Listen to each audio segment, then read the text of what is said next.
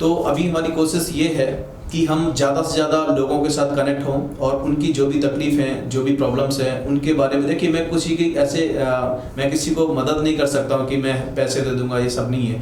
पर हाँ, मैं रास्ता जरूर दिखा सकता हूँ। कई बार ऐसा होता है कि जब हम दुख की घड़ी में होते हैं तो हमें रास्ता दिखाने वाला बहुत लोग नहीं मिल पाते। अगर कोई सही तरीके से हमें कोई रास्ता दिखाए तो हम शायद उस दुख के भंवर से निकल सकते हैं। आप हमेशा याद रखिएगा कि जब भी आप डिप्रेशन में होते हैं, जब भी तकलीफ में होते हैं, तो हमेशा याद रखिएगा कि ईश्वर जब भी कोई तकलीफ देता है या कोई भी हमें परेशानी में डालता है तो वो कभी ना कभी एक अच्छा रास्ता दिखाने की कोशिश करता है। वो कहता है कि जो आप कर रहे हो उसमें आप और अच्छा कर सकते हो, इसके लिए वो आपको रास्ता दिखाने की कोशिश करता है, दुख ज़्यादा देने की कोशिश करता है, ज़्यादा से ज़्यादा आपकी परीक्षा लेने की कोशिश करता है। तो ये जो लॉकडाउन है, तो हो सकता है उन सभी तमाम जितने भी हमारे भारतीय भाई हैं, जितने भी बहनें हैं, उन सभी के लिए एक सबक है, उन सभी के लिए एक इशारा है कुदरत का कि शायद हमारी एक आदत बन गई थी कि जैसे अगर हमारे पास पैसा पड़ा हुआ है या तो क्रेडिट कार्ड है तो हम तुरंत क्या करते हैं, कुछ भी खरीद लेते हैं। एसी की नहीं जरूरत होती है, हम एसी खरीद लेते हैं। गाड़ी 4 व्हीलर की अगर हमें जरूरत नहीं है तो भी हम खरीद लेते हैं।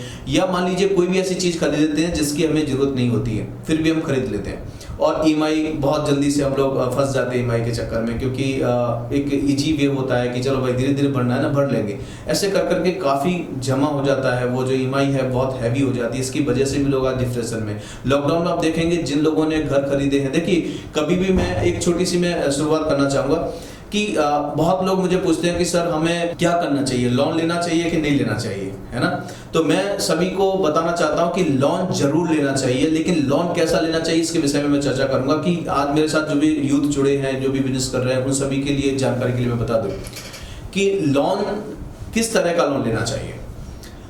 कभी भी जीवन में याद रखिएगा कि अगर आप कार खरीदने जा रहे हैं और लोन ले रहे हैं तो आप बहुत बड़ी गलती कर रहे हैं। कभी भी अपनी कार को खरीदना है तो लोन पे बिल्कुल मत खरीद दीजिएगा, क्योंकि कार के बिना भी हम काम चला सकते हैं। कार के बिना भी हमारी जो रोजमर्रा की जो जिंदगी है उसको हम पटरी पे ला सकते हैं, उसको कैसे भी करके एडजस्ट कर सकते हैं। लेकिन अगर आप कर्जा लेके कार कर रहे हैं, ये मूर्खता है बहुत बड़ी। अगर आप कर्जे से एसी खरीद रहे हैं, कर्जे से बड़ा मोबाइल खरीद रहे हैं, ये बहुत बड़ी गलती करते हैं। हमें कभी भी कर्जा लेके ये शौक की चीजें बिल्कुल नहीं खरीदना चाहिए। अगर आप लोन लेते हैं तो होम लोन जरूर लें।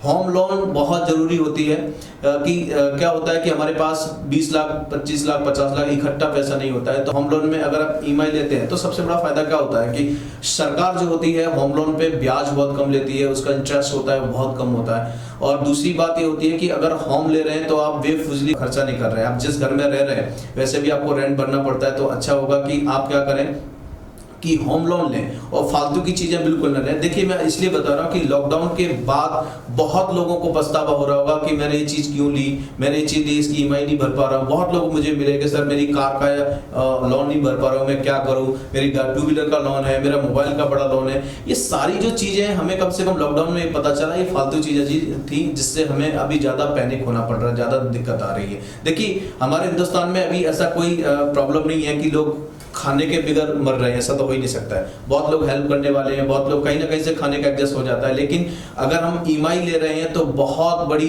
प्रॉब्लम हो सकती है, बहुत ज़्यादा दिक्कत हो सकती है, क्योंकि ईएमआई भरना एक बहुत बड़ा काम हो जाता है, बहुत मुसीबत हो जाती है। इसलिए मैं आपको सजेस्ट करूंगा कि अपने जीवन में अगर कभी भी होम लोन ले रहे हैं तो जरूर लीजिए, कोई प्रॉब्लम नहीं, कोई आपत्ति नहीं। लेकिन अगर आपने मान लो कार खरीदी, 20 लाख रुपए की नई कार खरीदी और आपने ईएमआई कर दी और आपका प्रॉब्लम बढ़ा, 2-3 साल के बाद आपको लगता है कि मैं नहीं भर पा रहा हूँ, साल भर के बाद लगता है नहीं भर पा रहा हूँ, तो आपको पता है कि नई कार को बेचने जाओगे तो 2-3 लाख रुपए तो तुरंत लॉस में चला जाएगा, और बड़ी कार पे तो मैं बोलता हूँ 5 से 7 लाख रुपए लॉस में चला जाएगा, तब जाके आपकी कार बिकेगी और ये बहुत बड़ी दिक्कत हो जाती है। इसलिए कभी भी कोशिश करें, एक नियम बना के रखें कि जो भी चीज है, जब कैमरा खरीदे, मोबाइल खरीदे या कोई भी घर की छोटी मोटी चीजें खरीदती है जो शौक के लिए खरीदते हैं, वो हमेशा एक नियम बना के रखें कि वो हमेशा नगद खरीदें, कैश में खरीदें।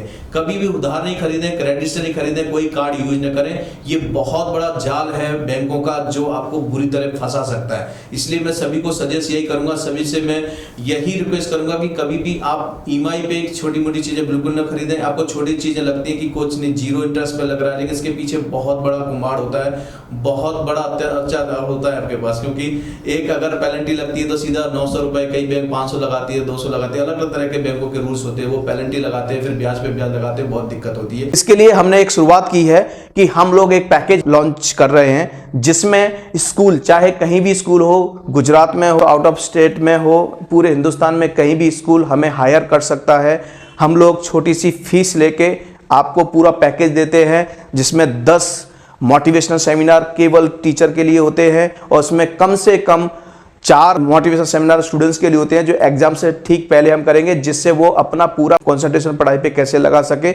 और कम से कम 3 से 4 मोटिवेशनल सेमिनार पेरेंट्स के लिए होंगे, यार पेरेंटिंग करेंगे। ये प्रोग्राम हम लोग करते हैं स्कूल के लिए। इसके साथ साथ में हम जाहिर में पब्लिक में जाके 10 से 15 प्रोग्राम करते हैं जिससे स्कूल को एक नई प्रगति मिलती है, स्कूल की कनेक्टिविटी बनती है। ये पूरा पैकेज इतना सस्ता है कि आप सोच भी नहीं सकते हैं। अगर आप इस तरह का कोई पैकेज चाहते हैं जिसमें मोटिवेशन सेमिनार हो, टीचर के लिए स्पेशल हो, पेरेंट्स के लिए हो, स्टूडेंट्स के लिए हो, साथ साथ में पब्लिक में जाके 10 से 15 सेमिनार अलग अलग हों, जैसे कि स्पोर्ट्स का कुछ हमने प्रोग्राम करवाया, सेल्फ डिफेंस का प्रोग्राम कराया, बच्चों को गुड टच बैड टच की नॉलेज दी अलग अलग जाके स्कूल के बैनर के नीचे। तो मुझे लगता है कि स्कूल जल्दी से जल्दी प्रगति पे हो जाएगा। अगर आप चाहते हैं कि आपके स्कूल में ये सर्विस मिले तो आज ही फ़ोन उठाएं, मेरा नंबर फ्लैश कर रहा है, इस पर कॉल करें और आज ही कांटेक्ट करें। अगर आप मेरे चैनल पे पहली बार जुड़े हैं तो ये चैनल को सब्सक्राइब कर लें और ज़्यादा से ज़्यादा शेयर करें।